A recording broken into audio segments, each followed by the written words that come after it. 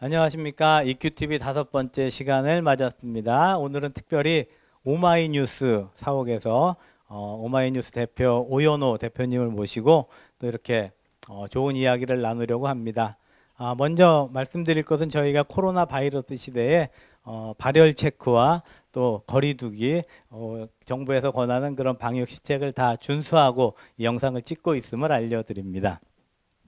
자, 오늘은 저희가 교육에 대해서 이야기를 나눠보려고 합니다. 특별히 우리 오연호 대표님께서 이제 쓰신 책을 중심으로 이야기를 나누고 조금 더 확장해서 이야기를 할 텐데, 오늘 이 자리에 참석해 주신 분들 잠깐 각자 소개해 주시면 더 편할 것 같습니다. 예, 이 목사님부터. 안녕하세요. 이광선 목사입니다. 전농교회에서 목회하고 있습니다. 네, 안녕하세요. 이은경입니다. 감신대에서 기독교 교육학 가르치고 있습니다. 반갑습니다. 네, 안녕하세요. 저는 나무하고 하늘을 좋아합니다. 지금 나무하고 하늘이 있어 참 좋은데 창천교회에서 청년들 맡아서 사역하고 있는 손성현 목사입니다.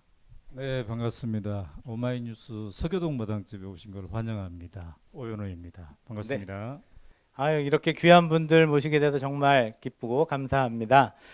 저희가 코로나 바이러스 시대를 맞이해서 지금까지 교회 예배와 또 교회의 공공성과 또 그리고 환경 문제를 이야기를 나눴었는데 쉽게 이 질병이 가라앉질 않고 있습니다.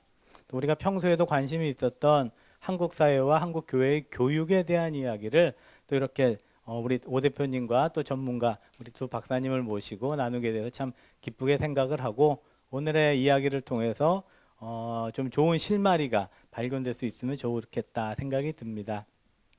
자, 그래서 저희가 먼저 오늘은 오 대표님께서 최근에 뭐 오래됐죠? 예, 한 10년 넘게 하고 계신 그 교육에 대한 이야기를 들어보려고 합니다. 흔히 뭐 한국 사회나 교회에서 어떤 대안적인 교육을 이야기할 때 유대인들의 가정교육이나 아니면 뭐 아메리칸 인디언들의 공동체 문화 교육 이런 이야기를 많이 들었었는데 우리 오 대표님께서는 그 서유럽의 덴마크에서 또 어떤 그 좋은 방향을 대안을 좀 찾으셔서 구체적으로 연구하시고 실천해 오신 것 같습니다. 그래서 오늘 그 우리가 저희가 두 권의 책을 좀 함께 봤었는데 이 책뿐만이 아니라 더 많이 자유롭게 좀 지금까지 연구하시고 뭐 실천해 오신 부분들을 말씀해 주시면 저희가 그걸 바탕으로 해서 좀 이야기를 나눠 가도록 하겠습니다. 우리 오 대표님 말씀해 주시죠. 네, 반갑습니다. 저는 이제 2000년부터 오마이뉴스를 만들어서 언론 쪽에서 어떻게 뭘 해볼까 늘 이제 고민했던 사람인데요. 근데 2013년에 제가 이제 한국 나이로 50이 딱 됐어요. 그러면서 되돌아보게 되더라고요. 우리가 100세 시대라고 해도 50이면 이제 전반전이잖아요. 전반전은 어떻게 살았을까? 또 내 주변은 어떻게 살고 있나? 근데 이제 오마이뉴스 하면서 사회 변화를 목격하고 정권도 좌에서 우로 바꿔보고 경제 성장도 이렇게 많이 됐는데 많은 사람들이 아직 외롭다고 그러고 그다음에 경쟁에서 너무 큰 스트레스를 받는다고 그러고 학생들은 또 10% 안에 들기 위해서 너무 힘들어하고 주눅든 학생들이 많고 이런 것들을 보면서 우리가 그동안 했던 모든 수고가 무엇을 향하고 있는 것일까 이런 생각이 들었어요. 그래서 잠시 한번 멈춰서 주변을 돌아보자. 그 주변을 돌아볼 때 이제 덴마크라는 나라가 북유럽의 덴마크라는 나라가 눈에 탁 띄었어요. 왜냐하면은 우리랑 똑같이 산업화와 도시화를 했는데 여기는 왜 삶의 질이 높다고 할까? 왜 행복하다고 할까 사람들이? 그래서 이제 가보게 됐고 2014년에 처음 갔는데요. 지금까지 23번 왔다 갔다 했습니다. 그리고 이런 사이를 쭉 보면서 이제 세 권의 책을 썼는데 이 첫 번째 책이 우리도 행복할 수 있을까 이거고 그다음에 두 번째 책이 이제 우리도 사랑할 수 있을까 이 첫 번째 책은 왜 덴마크가 이렇게 됐지 이에 대한 거라면은 두 번째 책은 우리도 그렇게 하려면 뭘 해야 되지 이에 대한 거고요. 그다음에 이제 올해 나온 이 세 번째 책은 구체적으로 교실에서 어떻게 하면 좋을까, 학교가 어떻게 하면 좋을까 이 고민을 이제 담고 있습니다. 근데 행복 사회가 왜 가능할까 늘 관심을 갖고 파고 팠더니 그 기반에 교육이 있더라고요. 교육 철학 어떻게 함께 할 것인가에 대한 철학이 있던데 그래서 이제 그거를 구체화 시켜본 게 이번 세 번째 책이라고 볼 수 있습니다. 네. 예, 그러면 저희가 이 두 권의 책을 함께 읽었는데 조금 성격은 다른 것 같습니다. 그래서 네네. 우리도 사랑할 수 있을까? 물론 전편 행복할 수 있을까도 읽으신 분들이 많으실 텐데 그 책과 사랑할 수 있을까를 함께 묶어서 조금 요 책의 을 구체적으로 좀 이야기를 하면 네. 오늘날 한국 교육 현실과 또 음. 대안적인 방향을 좀 나눌 수 있을 것 같습니다. 네네. 어떻게 그럼 이 책에 대해서 조금 말씀을 해주시고 네. 이야기를 좀 해볼까요? 네네네. 저는 이제 북유럽을 쭉 보면서 덴마크뿐만 아니라 옆 나라 노르웨이, 스웨덴, 핀란드 이 공통점이 있어요. 국기 모양이 똑같습니다. 이 십자가.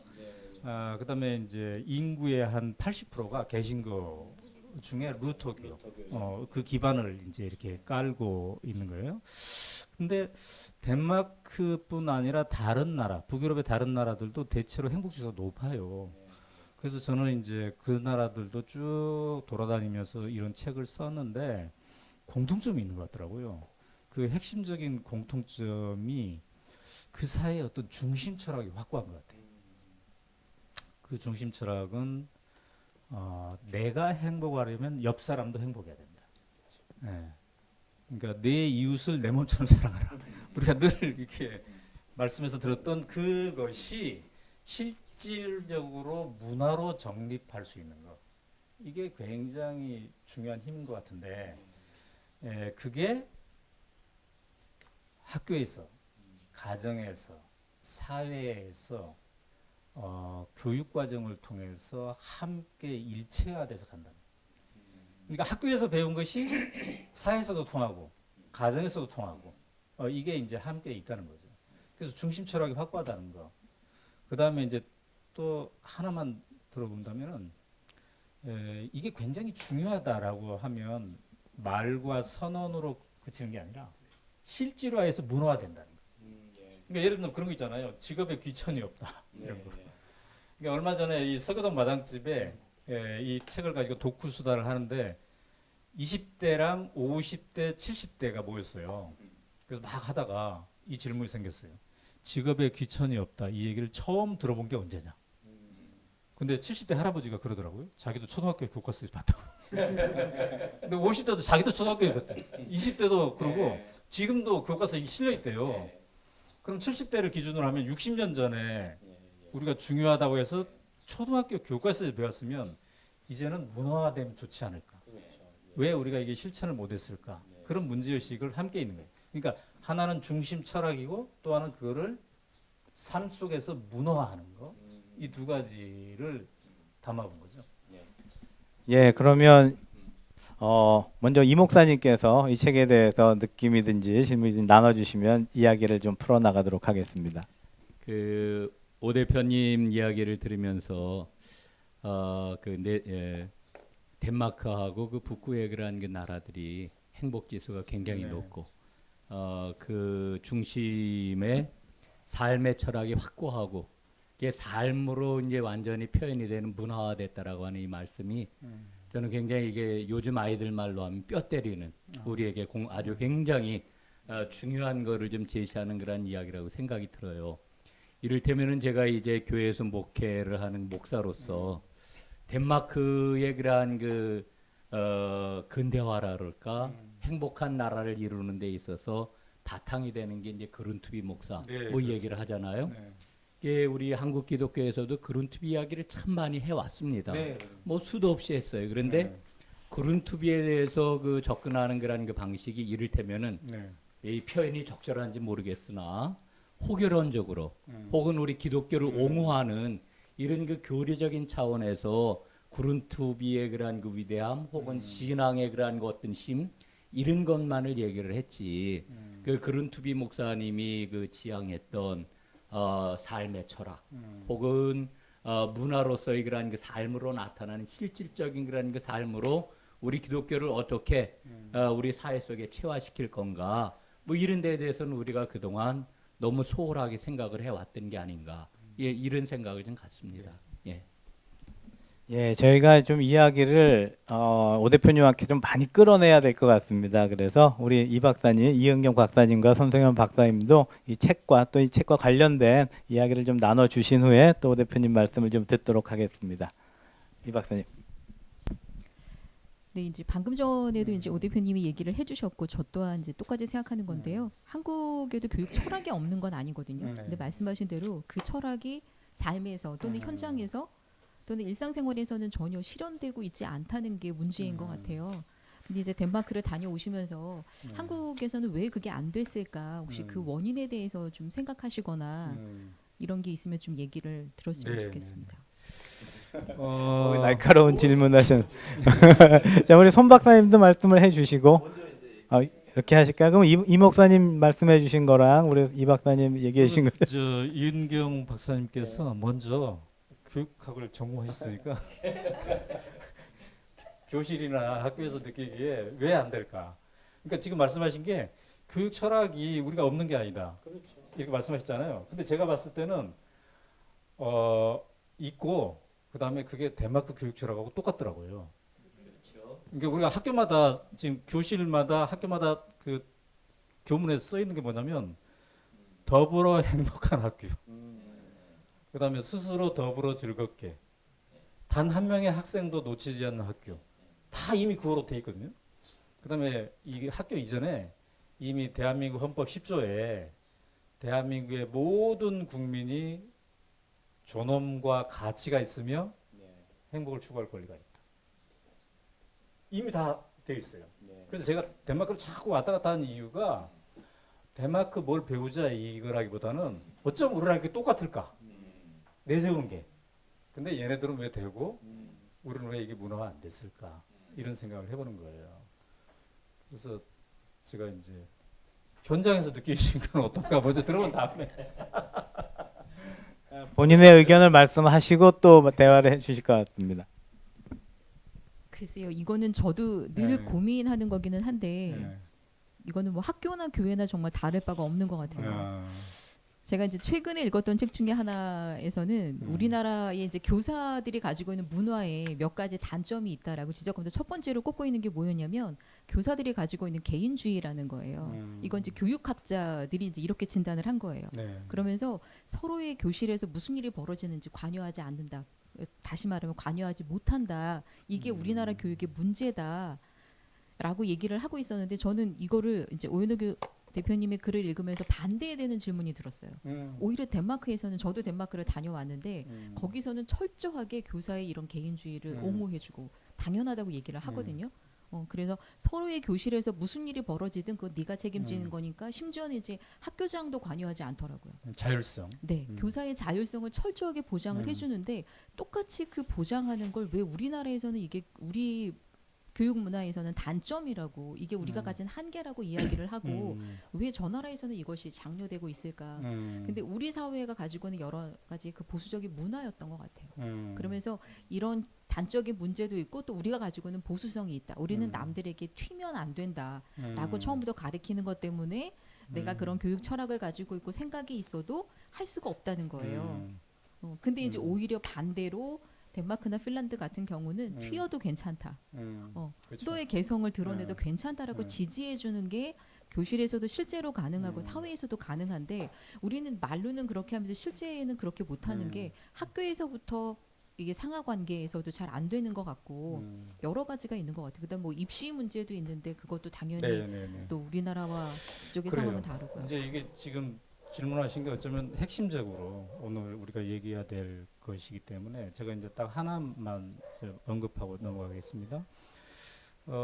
핀란드의 총리가 여성인데 34살이 됐어요. 근데 지금 아마 35 됐겠죠. 그러니까 34살이 국정 전반을. 핀란드 총리는 거의 우리나라의 대통령급이죠.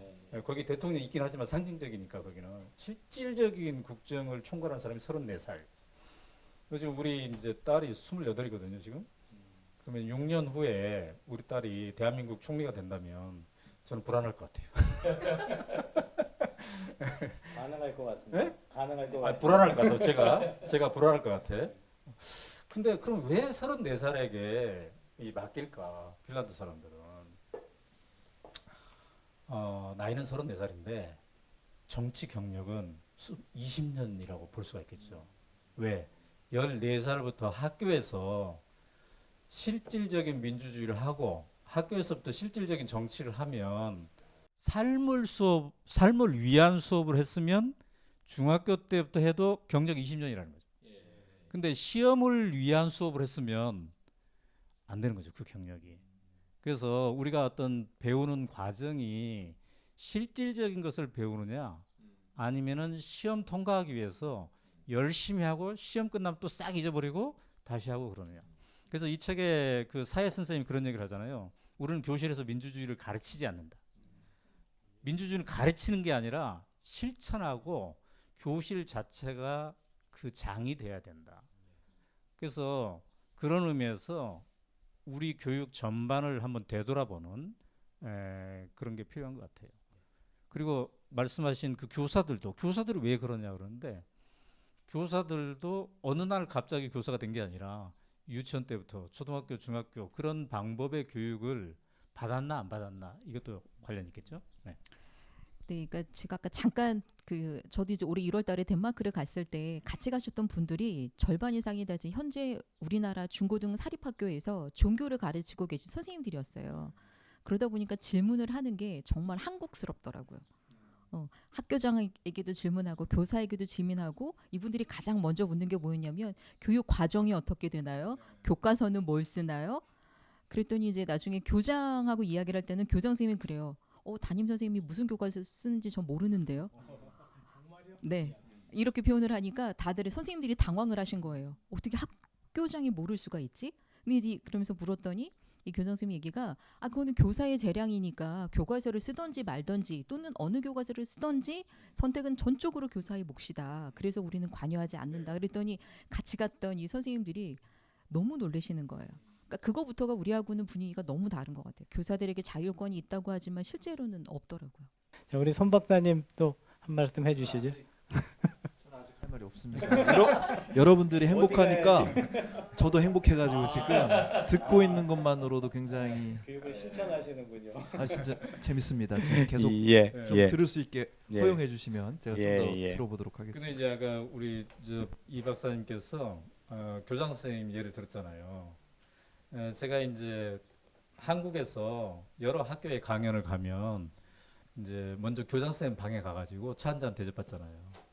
근데 막 교장 선생님이 환영해줘요. 근데 그러면서 뭐라고 말씀하시냐면, 근데 나도 강연 같이 듣고 싶은데 나는 못 듣겠다고. 그래서 아니 교장 선생님 당연히 오시면 되는데 그랬더니 아니 내가 가면 선생님들이 싫어한다고. 근데 덴마크에는 그런 게 전혀 없어요. 그냥 교장 선생님하고 그 손님 오면 막 교장 선생님이 함께 빵 썰고 같이 한단 말이죠. 그럼 뭐가 다른가? 그러니까 권력 분점을 이 책에서 얘기하잖아요.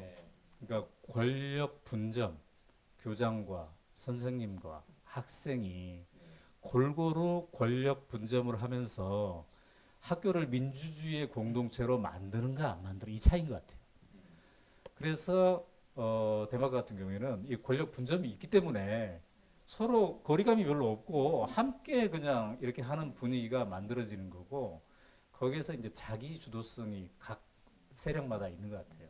사실 삶을 위한 수업이 되려면 내가 자기 주도성을 갖는 거, 비판적 사고를 하면서 선생님에게 의지하거나 교장 선생님에 의지하거나 부모님에 의지한 게 아니라 내가 뭔가 살아서 내 스스로 생각할 수 있는 이 능력을 키우는 이게 굉장히 중요하잖아요. 그러려면 권력 분점이 돼야 되고 자기 주도성을 발현할 그 환경을 만들어줘야 되고 그런 의미에서 아까 언급하신 교과서가 없는 이유가 거기 있는 것 같아요. 그러니까 우리가 선생님이 이미 정해가지고 이걸 우리 공부하자 이게 아니라 우리 어떤 책을 읽을까. 그다음에 학교 예산에서 1,000원씩 음료수를 먹게 예산이 편성됐으면 선생님이 음료수를 정해서 공급하는 게 아니라 그럼 우리 어떤 음료수 먹으면 좋겠어? 이게 이제 권력을 분점하는 과정이겠죠. 그래서 이게 결국은 이게 민주주의와 연관이 있는 것 같습니다.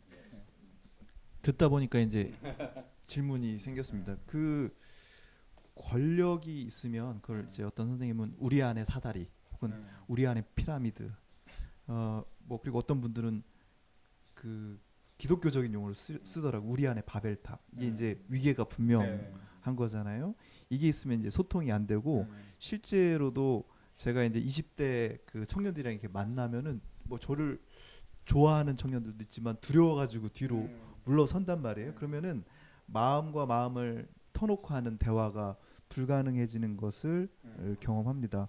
그 뭐 그것과 관련된 거이기도 하지만 어떻게 하면 권력을 나눌 수 있을까? 저 사람이 나를 벌 주거나 아니면 내가 틀린 답을 했을 때 그 나를 깎아내리거나 그러지 않고 나를 그냥 인간으로 대해줄 수 있을까?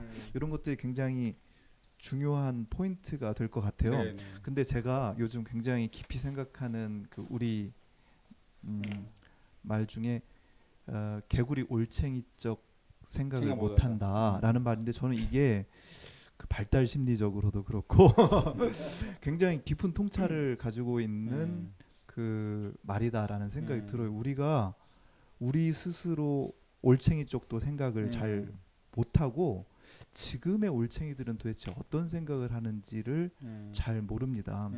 그래가지고 이렇게 해주면은 올챙이들이 좋아하겠지라고 하지만 정작 올챙이들은 굉장히 불편해하는 그런 상황들이 굉장히 많이 있더라 이거죠. 그래서 어떻게 하면은 그 지금의 젊은 세대들이 자기가 갈 수 있는 길들을 찾아낼까? 개구리들이 다 뒤로 빠져야 되나? 이런 생각도 좀 해보고 있는 상황이에요. 그래서 그 우리가 이런 길들이 있다라고 이렇게 제시해 주는 것이 얼마나 다음 세대에게 도움이 될까? 이게 굉장히 두렵게 다가옵니다. 특히 코로나가 터지면서 젊은 세대는 유튜브나 이런 걸 가지고 엄청나게 소통을 하는데 심지어 이제 이른바 꼰대들 그러니까 개구리들이 만든 유튜브들을 보면 그것마저도 진지하잖아요. 지금 우리 얼마나 진지합니까? 이 개구리들이 놀고 있어서. 그런데 올챙이들이 과연 우리가 만든 이 유튜브를 보고서 굉장히 즐거워할까 그런 생각이 드는 겁니다. 저는 이 코로나 상황에서 지금 잘 못 만나고 그리고 이렇게 수업도 비대면으로 해야 되는 이런 사회에 대한 준비는 혹시 덴마크가 어떻게 되고 있나? 이제 철저하게 코로나 이전의 세상이란 말이에요.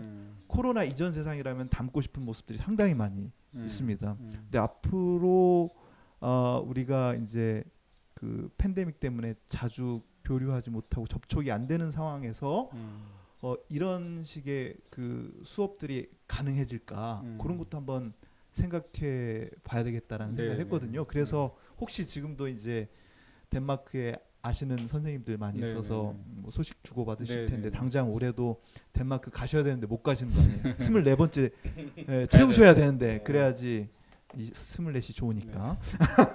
근데 못 가시고 있는 상황에서 한번 물어보실 거 아닙니까? 지금 그 어떻게 되고 있습니까? 저도 잠깐 그 연결해서 지금 손 박사님 말씀하신 거랑 연결해서 조금 첨가를 좀 하고 싶은 게 지금 저희 말씀하신 내용이나 오 대표님 말씀하신 것이 교사와 학생들의 권력 분점 그리고 교실 내에서 민주주의 이런 실천 이런 것들을 말씀하셨는데 지금 이제 코로나 시대 비대면 사회 또 교육에 있어서 저도 우리 한국에서 흔히 말하는 교육의 주체가 교사, 학생뿐만이 아니라 학부모가 있지 않습니까? 학부모.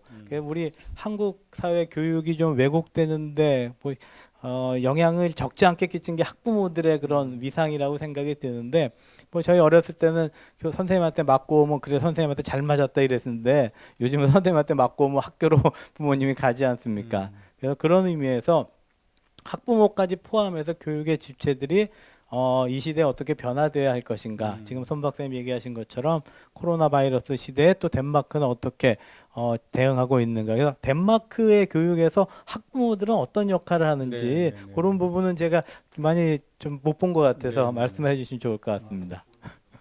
그 물론 이제 덴마크도 지금 코로나 시대에 초기에는 굉장히 힘들었어요. 그래서 학교도 닫고 그랬는데 상대적으로 다른 유럽 나라들에 비해서 잘 관리를 해서 5월 초부터인가 이제 다시 오픈을 했고요. 일상적으로 학교는 돌아가고 있는데 여전히 긴장은 하고 있지만 이제 프로그램 정상화되고 있는데 제가 봤을 때 그래서 지금 당신들은 어떻게 하고 있냐 이건 안 물어봤어요 아직. 그런데 분명해 보이는 건 이거예요. 늘 이 관계 속에서 또 흐름 속에서 왜라는 질문에 대해서 충분히 토론한다. 그러니까 왜 코로나가 발생했나? 그럼에도 불구하고 왜 다시 우리는 학교에 와야 되나? 이거에 대해서 학생들과 함께 충분히 토론하는 시간을 갖는다는 거죠. 여기도 수학 선생님이 그런 얘기를 하죠. 첫 학기 수학을 할 때 두 가지 질문을 가지고 충분히 토론한다. 첫 번째, 우리는 왜 학교에 와야 되나? 두 번째, 우리는 왜 수학을 공부해야 되나? 이 정도면 충분히 마트에서 계산도 하고 실생활에 아무 불편함이 없는데 왜 수학을 공부해야 되나? 이 과정을 충분히 갖는다는 거, 이게 중요한 것 같아요. 우리나라 이제 지금 코로나 때문에 학생들 막 등교하잖아요. 제 페이스북 친구가 그렇게 써놨더라고. 이제 드디어 자기 아이가 3학년짜리인데 초등학교 3학년인데 학교에 처음 등교해서 부모도 신나가지고 이제 물어봤대요. 학교 가서 뭐 하고 왔냐고. 그랬더니 아이가 아무것도 안 하고 왔다고. 그래서 선생님한테 물어봤더니 아무것도 안 한 게 아니라 하루 종일 진단 평가를 한 거예요. 첫날 등교 첫날. 예? 그러니까 등교 첫날은 적어도 아니면 한 서너 시간 정도는 왜 우리가 그동안 모이지 못했나? 코로나는 뭔가? 앞으로는 어떻게인가? 이런 게 대한 뭔가 있어야 되지 않을까? 이런 생각을 해보는 거예요. 그래서 어쨌든 뭔가 이 프로그램을 할 때 그 과정을 충분히 공유하는 게 이게 그들의 장점이라 이런 생각이 들고요. 그다음에 학부모들 관련해서는 맞는 것 같습니다. 학부모들이 함께 하는 것. 덴마크 교육 과정을 쭉 이렇게 지켜보면은 학부모가 곁다리가 아니라 실질적 주체인 거. 그러니까 교장, 선생님, 학생, 그다음에 학부모. 그리고 이들이 이제 학교 운영위원회에 실질적으로 참여하는 거. 심지어 공립학교 선생님 선발하는데도 학부모가 함께 참여해서 인터뷰를 해서 이 선생님 좋겠다라고까지 이렇게 하는 거. 그래서 학부모가 실질적으로 학교 운영에 참여하는 거. 그다음에 그런 각 가정에서 또 학교 교육의 연계선상에서 함께 참여하는 거. 이런 특징이 있는 것 같아요. 네.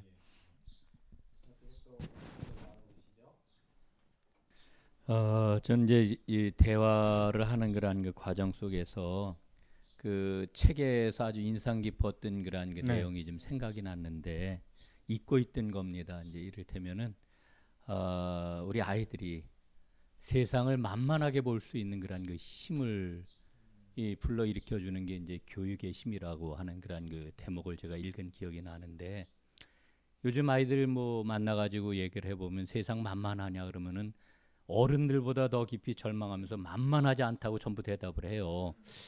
야, 이게 정말 어른들이 너무 지금 잘못하고 있구나. 아까 이제 개구리 올챙이 얘기를 이렇게 이야기를 했는데, 그리고 이제 그 여기 우리도 사랑할 수 있을까에 보면은 우리 그 오 대표님 강연 중에 실제로도 괜찮아.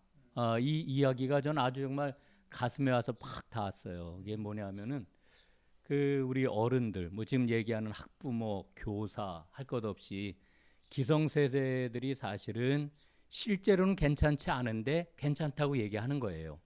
또 실제로는 그렇지 않은데 우리의 그런 교육의 지향점은 더불어 함께라고 이야기를 하는 거예요. 이게 우리의 철학은 사실은 그게 아니거든요. 이 책에서 얘기하는 대로 못난이 철학을 그냥 그대로 유지하고 있는 거죠. 뭐 이를테면은 열심히 공부해가지고 편안하게 잘 살아야 돼. 이게 실질적인 우리의 교육의 그 지향점인 거 뭐 어른들도 알고 있고 애들. 예. 목사님 말씀 이제 의미 있게 들었는데요. 근데 저도 많이 고민해봤어요. 왜 이게 문화화 안 될까? 근데 이제 아까 말씀하신 그룬투비 있잖아요. 덴마크를 이렇게 행복사회로 세팅한 그룬투비와 덴마크에 대해서 우리 사회가 아주 오래전부터 일제시대 때부터 연구를 했더라고요. 그러니까 제가 처음이 아니고 YMCA 있잖아요. 우리 기독교 조직 YMCA에서 1924년경인가 덴마크를 가가지고 책도 냈어요. 예, 그 목사님들이 네 분이서 가가지고 그때 막 덴마크까지 가려면 45일 걸렸다고 그러더라고요. 예? 예, 산 넘고 물 건너 이렇게 간 거예요. 그러면서 이야, 이런 나라가 있다니. 예, 우리도 이렇게 해야 된다. 그다음에 또 한국 전쟁 이후에 유달령 박사 이분이 또 예, 가가지고 이 폐허 속에서 재건, 전쟁 후의 재건은 이렇게 해야 된다. 이렇게도 하기도 하고. 그다음에 다시 또 우리가 이렇게 하고 있지 않습니까? 근데 이제 우리가 실제로 문화화 안 된 것에 대해서 참 안타깝잖아요. 근데 이제 전제할 거는 그럼에도 불구하고 우리 사회 곳곳에서 그런 것을 실천하는 사람들은 있다. 이게 다수화는 안 됐지만은 면면이 흐르는 그 어떤 것은 있다. 이거에 대해 일단 위안을 해야 될 것 같아요. 그들이 있었기 때문에 그나마 이 사회가 이 정도로 됐고, 그다음에 오늘 이런 토론을 우리가 가능한 이런 게 되지 않았나. 근데 이제 안타까운 점은 이게 그럼 전면화돼야 될 텐데. 그래서 제가 어떻게 하면 전면화될 수 있을까를 고민하다가 요새 이제 이 서교동 마당집에 제가 주로 머물고 있으면서 마당에 있는 토끼풀을 관찰해 봤어요. 아니 원래 이게 잔디밭이었는데 토끼풀이 계속 잔디를 점령해 가는 거예요. 예, 그래서 제가 오랜만에 회사에 와가지고 아니 왜 이렇게 마당을 관리를 못 하고 있지? 하면서 제가 손수 이제 토끼풀을 뽑기 시작했습니다. 근데 뽑아도 안 뽑히는 거예요. 얘가. 계속 확장하는 거예요. 그래서 토끼풀을 연구하기 시작했어요. 연구해 봤더니 이게 놀랍게도 YMCA 분들이 덴마크에서 그룬트비를 수입한 그 해에, 그 비슷한 연도에 이 토끼풀이 원래 유럽 풀인데 우리나라에 수입된 거예요. 그때 수입된 토끼풀이 전국을 지금 거의 문화화됐잖아요. 전국 곳곳에 토끼풀 있잖아요. 그럼 왜 이 토끼풀은 전국 곳곳에 문화화가 됐을까? 알아봤더니 얘가 뿌리가 하나가 아니고 마디가 옆으로 뻗을 때마다 자기 뿌리를 내는 거예요. 그러니까 그룬트비를 추앙하고 그룬트비를 응원하고 막 누구 지도자를 응원하고 이것도 중요하겠지만은 더 중요한 것은 그 가치를 각 개개인이 자기 주도성을 가지고 어떻게 이걸 문화하는가, 즉 자기의 삶 속에서 어떻게 이거를 뿌리 내리는가. 그래서 토끼풀은 저 소나무는 뿌리 하나 제거하면 다 죽는데 토끼풀은 한 뿌리 제거해도 안 죽어요. 각자 마디마다 자기 뿌리를 내리니까. 그래서 저는 우리가 어떤 씨앗을 어떤 뿌리를 내리고 있는가. 그래서 그 차이지 않을까. 또 그게 또 우리가 필요한 게 아니 이런 생각 해보는 겁니다. 예, 좋은 발견 감사합니다. 저도 잠깐 뭐 나누고 싶은 게 있는데 이 책에서 감동적인 게 아주 인상적이고 나중에 좀 슬픈 감정까지 들었던 것 중에 하나가 이제 오 대표님께서 덴마크에 가셔서 그 숲 유치원 이렇게 견학시키고 보시면서 막 사람들이 감동하는데 보니까 어린 시절 곡성군 죽곡면 용정리에서 경험하셨던 그걸 거기서 발견했다라고 말씀이 저는 굉장히 인상적이었습니다. 또 제 어린 시절에도 학교에서 아이들이 뭐 가난한 집 부잣집 뭐 공부 잘하는 애 못하는 애 키 큰 애 작은 애 서로 알지만 그런 거 신경 안 쓰고 놀았던 기억이 나거든요. 근데 요즘에는 정말 아이들이 조그마한 경제적인 기준이라든지 뭐 지역 뭐 이런 거 가지고 서로 구별하는 모습들 보면서 참 기성세대가 잘못한 게 많구나라는 생각과 함께 교육이 덴마크에서 우리 오 대표님이 새로운 걸 보신 것도 있겠지만 우리가 잃어버린 거, 우리가 가지고 있었지만 잃어버린 거를 또 발견하셨구나라는 데 공감을 했습니다. 그래서 일종의 우리가 대안교육이라고 하는 게 새로운 발견도 있겠지만 회복, 되찾는 거 이런 것도 그렇습니다. 있지 않을까 생각이 들었습니다. 네네. 그래서 그런 의미에서 우리 오 대표님 또 꿈틀리 인생학교를 하고 계시는데 네. 그 부분도 좀 감동적인데 좀 소개를 해주시면 네네. 우리가 지금까지 이야기한 것을 어떻게 네. 실천하고 계신가를 알 수 있을 것 같습니다. 그 이제 박 목사님께서 제 고향을 언급해 주셨는데 감사합니다. 제가 덴마크를 23번이나 갈 수 있었던 것은 마치 제 어린 시절에 제가 고향에서 누렸던 그 정겨움, 더불어 함께하는 거, 그냥 편안한 거. 내가 그냥 보호받고 있구나. 그런 느낌을 거기서 찾기 때문인 거거든요. 그래서 저는 오늘의 이 논의가 덴마크 북유럽은 어떤가에 대한 거라기보다도 아 북유럽 덴마크랑 우리나라는 왜 이렇게 같은 건가? 옛날에 우리 농촌 공동체의 이 문화가 바로 그거였구나. 그러면 왜 우리는 산업화와 도시화 속에서 이거를 지속적으로 중요한 거니까 견제하지 못하고 서서히 잃어갔을까? 이런 포인트에서 한번 봐도 재밌을 것 같아요. 이제 꿈틀리 인생학교는 원래 제가 만들려고 해서가 아니고 이제 덴마크에 가가지고 야 이게 부럽다. 이 애프터스쿨에 1년 동안 학생들이 쉬었다 간다는 거 이게 참 부럽구나. 이게 아주 행복 사회의 상징 같은 거구나라고 책에 써놨더니 제 강의를 들은 책을 읽은 학부모들이 막 강연 때마다 질문하는 거예요. 그거 언제 만들 거냐고. 빨리 만들자고. 그래서 나는 언론인인데 교육자들이 만들어야지라고 했는데 여의치 않더라고요. 그래서 이제 학부모들이 만듭시다 해서 만들어졌고요. 2016년에 3월에 개교를 했습니다. 정원은 30명. 강화도에 있습니다. 꿈틀리 인생학교인데 그 이름 뜻은 사람이 살아있다는 것은 꿈틀거린다는 겁니다. 여기서 나온 거예요. 그래서 꿈틀거리는 사람들이 있는 모임이고요. 학교고 세 가지 모토가 있어요. 쉬었다 가도 괜찮아, 다른 길로 가도 괜찮아, 잘하지 않아도 괜찮아. 아까 이 목사님께서 실제로도 괜찮아. 이게 우리 사회 문화가 돼야 된다고 했는데 사실 공부하는 아이들이 1년 동안 쉬었다 간다는 게 쉽지 않잖아요. 우리나라 같은 상황에서. 근데 그런 거를 한번 해본다는 거. 그걸 한번 실천해 본다는 거. 근데 이 실천을 하려면 학부모까지 동의해야 되잖아요. 학생도 동의해야 되고. 그런 사람들이 매년 30명씩 있었고 지금 이제 5년째 하고 있다는 거. 저는 비록 작은 숫자지만 굉장히 의미 있는 실험을 해보고 있다. 실제로 또 괜찮구나. 1년 동안 쉬었다 가면 또 괜찮네. 쉬었다 갔더니 더 잘하네. 이런 것들을 해보는 사람들이 있다는 거가 매우 의미 있다고 봅니다. 예, 오 대표님께서 그냥 덴마크에 가서 보고 또 그걸 소개하고 또 이렇게 집필하시는 것뿐만이 아니라 실제로 이렇게 실천하시는 부분이 참 감동적입니다. 꿈틀리 학교, 우리 안에 꿈틀거리는 그런 그 능력들을 재발견하고 또 발전시키는 계기가 됐으면 좋겠습니다. 자, 이제 이번 이 독후수다 오 대표님 책을 가지고 한 시간 조금 마무리하려고 합니다. 좀 또 마지막으로 해주실 말씀이 있으시면 한 말씀씩 하시고 마치겠습니다.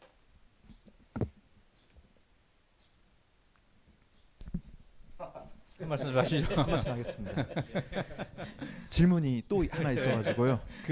우리도 사랑할 수 있을까 그리고 행복할 수 있을까를 읽으면서 또 하나 궁금했던 게 이 덴마크 학생들과 교사들은 도대체 핸드폰을 어떻게 쓰고 있을까? 진짜 궁금했습니다. 왜냐하면은 사실 핸드폰을 우리나라 사람들이 열심히 써가지고 그나마 이 포스트 코로나 시대에 뭘 잘하고 있다. 뭐 외국 언론에도 유럽 언론에도 한국 사람들이 핸드폰으로 그 확진자 동선을 파악하고 이렇게 하는 모습들 그리고 그 인터넷 수업 그 퀄리티를 보니까요 한국 월등하더군요. 제가 이제 독일에 이제 인터넷 예배나 이런 걸 봤더니 정말 웃음이 나와가지고 저걸 어떻게 보고 있나 그런 생각이 드는 거예요. 거기에 비해서 우리나라의 그냥 학생들이 만든 그 영상들도 퀄리티가 아주 높은 걸 볼 수가 있어요. 그러면서 제가 사실 포스트 코로나 이전까지 제가 늘 강조했던 게 뭐냐면은 핸드폰은 유리 감옥이다.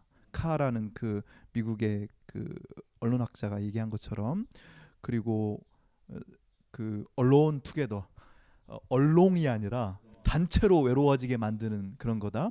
그리고 그 독일의 뇌과학자가 만프리드 슈피처라는 사람이 얘기하기를 핸드폰 많이 쓰면은 그러니까 그 데멘치아 그러니까 정신적인 치매에 걸리게 된다. 이런 경고의 메시지를 제가 주로 열심히 읽으면서 뭐 유럽 봐라 별로 핸드폰 안 쓴다. 뭐 우리나라는 그 한 사람당 핸드폰 사용하는 시간이 한 10년 전만 해도 그 책에 나와요. 만프리드 슈피처의 그 치매에 관한 그 정신적 치매에 관한 책에 보면은 뭐라고 나오냐면 한국을 예로 들면서 한국의 중고생들이 8.3시간 쓴다. 근데 그때 비해서 지금 또 엄청나게 늘어났거든요. 그래가지고 야 이거 어떻게 해서든지 막아야 된다. 공공장소에서 그리고 뭐 애들이 그 학교 갈 때도요 친구랑 이야기하면서 다정하게 가는 게 아니라 핸드폰 보고서 이렇게 가는 모습을 보면 굉장히 충격적이거든요. 유럽은 안 그럴 거다 이렇게 생각을 하고 이걸 어떻게 해서든지 막아야 된다는 입장에서 저는 교육 그리고 그 기독교 교육 교회에서는 정말 애들이 핸드폰 프리한 그런 삶을 살아야 된다 이런 식으로 생각을 했는데 우리 최재분 교수님의 그 포노사피엔스라는 책을 보면은 이제 핸드폰 가지고 사는 것은 부정할 수 없는 대세다. 그래서 호모사피엔스가 아니라 그 포노사피엔스 이렇게 얘기한단 말입니다. 이걸 가지고 새롭게 구성되는 세계를 우리가 준비하고 살아가지 않으면은 다 뒤처지게 될 거다. 이런 식으로 얘기하고 심지어 그 핸드폰을 주로 사용하면서 살아가는 사람들이 가지고 있는 윤리 뭐 그런 것까지 이렇게 얘기하면서 핸드폰이라는 매체를 적극적으로 활용할 것을 이렇게 얘기하고 있거든요. 그런데 제가 유럽에 갔을 때는 그렇지 않았거든요.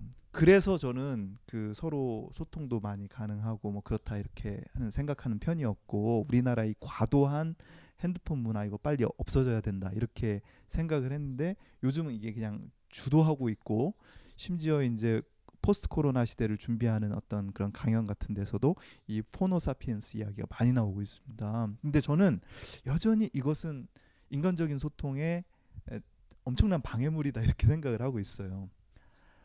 오 대표님 생각 어떤지 네. 그리고 덴마크는 지금 어떻게 하고 있었는지 뭐 작년까지 혹은 올 1월까지 분위기가 어땠는지 좀 얘기해 주시면 좋을 것 같습니다. 근데 이제 핸드폰을 사용하게 할 건가 안 할 건가 이거보다 이제 더 중요한 것은 그거를 결정하는 과정을 함께 할 수 있는가. 교장, 교사, 학생이. 그래서 우리 지금 꿈틀리 인생학교에서는 매년 신입생이 들어오면은요. 학교의 모든 규칙을 학생들을 총회해서 만들어요. 그 중에 하나가 핸드폰에 대한 규칙이에요. 그래서 매 기수마다 규칙이 달라요. 예, 근데 대체로 신기한 거는 선생님이 강요하지 않고 아이들끼리 회의를 하는데 대체로 합의되는 거는 밤 10시 이전에는 쓰지 말자. 그러니까 수업 시간에도 쓰지 말자. 아이들끼리 그런 합의를 이렇게 하는 걸 봤어요. 저는 이 핸드폰은 여전히 그 보조적인 수단이 되면 좋겠다. 특히 학교 교육 과정에서는 이런 생각을 하고 있고요. 최근에 코로나 때 저도 이제 줌과 유튜브를 통한 강연, 비대면 강연을 많이 해봤는데 확실히 달라요. 그러니까 우리가 이 화면에서 보는 느낌, 그 표정 이거를 실세계에서 한 것보다 엄청나게 제약이 돼 있고요. 커뮤니케이션에 한계가 있다고 보는 거거든요. 그래서 보조적인 수단이 되면 좋겠다 이런 생각이 들고요. 그다음에 또 하나 언급하고 싶은 것은 그 논란, 핸드폰 관련 논란의 함의에 이 기저에 깔려 있는 게 얼마나 우리가 커뮤니케이션 과정에서 듣기 훈련이 충실하게 되어 있는가. 그러니까 이 삶을 위한 수업에서 민주주의 교육을 하면서 제일 강조하는 것 중에 하나가 그러니까 협력, 함께 협력할 수 있는 인간을 만들어내는 과정의 핵심이 말하기 훈련보다 듣기 훈련이라고 하네요.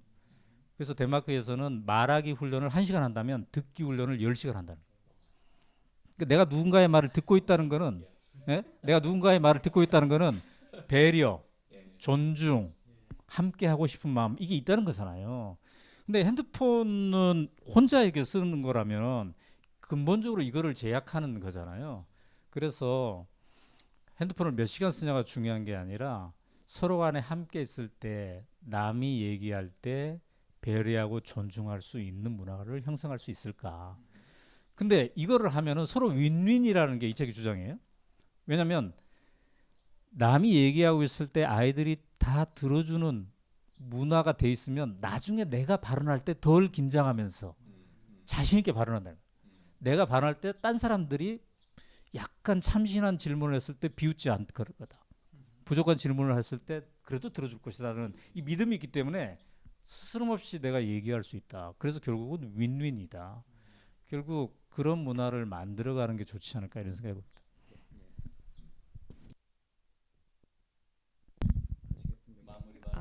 아이 뭐 그렇진 않고요. 지금 이제 방금 전에 오 대표님 얘기를 들으면서도 그렇고 제가 이제 덴마크나 핀란드를 다녀와서도 느꼈던 건 교실이 학생들에게 있어서 가장 안전한 공간이 될 수 있었다는 게 가장 놀라웠거든요. 근데 지금 말씀하신 것도 저는 그런 의미인 것 같아요. 그러니까 근데 우리나라에서는 교실이 절대 아이들에게 안전하지 않거든요. 그러니까 이제 뭐 동료들 사이에서의 폭력의 문제도 있겠지만 교사로부터도 이제 그런 게 있기 때문에 안전하지 않아요. 그래서 오히려 요즘에 이제 그 온라인 교육이 시작되면서 많은 교육학자들이 분석한 것 중에 오히려 온라인 교육을 하면서 학교 폭력이나 위계 질서가 없어져서 긍정적인 면도 있었다라는 이야기가 나올 정도예요. 예. 그러니까 모두가 다 줌으로 이렇게 볼 때는 이제 물론 가정 형편이 안 좋은 경우는 자신의 그 환경을 노출하는 걸 꺼리는 아이들이 있기는 했지만 모든 아이가 평등하게 발언할 수 있었고 그 안에서는 위계가 생기지 않았다. 그리고 폭력이 발생하지 않았다는 것 때문에 오히려 이걸 긍정적으로 보는 면도 있는 거예요. 근데 그걸 반성하자면 저희는 도대체 안전한 공간이 어딘가? 이제는 가정도 아닌 것 같고 학교도 아니고 사회도 아닌데 그렇다면 우리가 다시 이런 걸 회복하기 위해서는 아이들이 있는 공간만큼은 최소한 안전하게 만들어주는 게 필요하겠다라는 생각이 좀 지금 이 들었습니다. 박사님 말씀하신 거 들으면서 아 온라인 시대 학교를 안 가니까 오히려 이런 장점이 있네. 이걸 아이들이 이제 체험한다는 거 아니에요. 그래서 근본적인 질문이 생길 것 같아요. 이미 생기고 있고 왜 학교를 가야 되나? 학교는 왜 필요한 건가? 그러니까 혼자 온라인으로 다 공부할 수 있고 이제 앞으로 연세대의 온라인 모든 강의는 일반인들에게도 다 오픈한다는 거예요. 방침이 앞으로 이미 미국 같은 다 그래요. 모든 대부분이 하고 있고. 그래서 왜 학교에 가야 되나? 근데 교회로 이 질문을 가져오면 왜 교회 중고등부에 가야 되나? 왜 교회 청년부에 가야 되나? 이거와 이제 연관이 되는 거예요. 근데 이 책에서 얘기하는 거는 삶을 위한 수업을 하면 갈 필요가 있다는 거예요. 예, 시험을 위한 공부는 온라인에서 학원에서 더 잘해주는데 삶을 위한 수업을 하려면 가야 된다. 왜냐?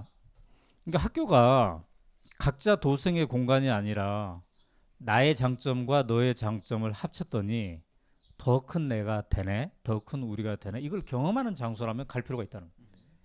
그러니까 수학 잘하는 애랑 국어 잘하는 애랑 둘이 합쳤더니 수학도 잘하고 국어도 잘하는 팀이 되네. 그러니까 저는 이제 학교 다닐 때는 국어를 잘했거든요. 근데 수학 힘들었어요. 근데 지금 100명에 달하는 오마이뉴스 직원의 월급을 정확히 계산해서 주고 있어요. 이 가능한 거는 수학을 잘하는 우리 부사장이 있기 때문에 가능한 거예요. 꿈틀리 학교를 6년간 제가 경영하고 있는데 이게 가능한 것은 30년 이상 교직 생활을 했던 정승관 교장 선생님하고 손을 잡았기 때문에 이게 가능해요. 그래서 너와 내가 합쳐지면 더 큰 나, 더 큰 우리가 된다는 체험을 교실에서 어떻게 하게 해줄 것이냐. 교실 공동체가 그래야 안전한 공동체가 되잖아요. 네, 그래서 요즘 이제 교육학자들이 코로나 이후에 이제 학교의 위상이 바뀌고 있다. 위상이라기보다 학교의 역할이라는 게 나을 것 같아요. 그러니까 그동안의 학교는 티칭을 하는 공간이라고 생각을 했다는 거예요. 무조건 지식을 전달하거나 시험을 잘 보게 하는 것.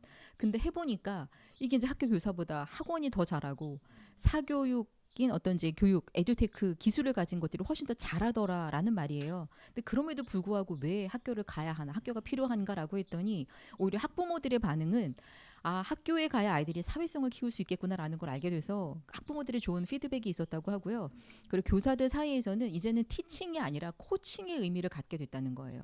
이번에 온라인 교육을 하면서 학생들에게 가장 좋았던 것 중에 하나는 개별 피드백이 가능했다는 거예요. 그 이전까지는 그게 불가능했대요. 그러니까 중간 계층의 아이들에게 맞춰서 그 아이들을 끌고 나갔기 때문에 너무 잘하는 아이나 못하는 아이들 일일이 해줄 수 없었는데 이제는 과제도 온라인으로 받고 그다음에 줌을 통해서 각자가 이야기를 할 수 있는 기회를 주니까 그 아이의 개별적으로 피드백도 주고 멘토도 할 수 있고 그리고 그 아이의 부족한 부분을 지원해 줄 수 있는 그래서 이제 교사의 역할도 이전에는 무조건 가르치는 강의자였다면 이제는 이제 그 학습 지원자라는 표현을 교사들이 쓰기 시작을 했다고 하더라고요. 그래서 이게 이제 온라인과 이번에 이제 코로나 이후에 바뀐 학교의 분위기거든요.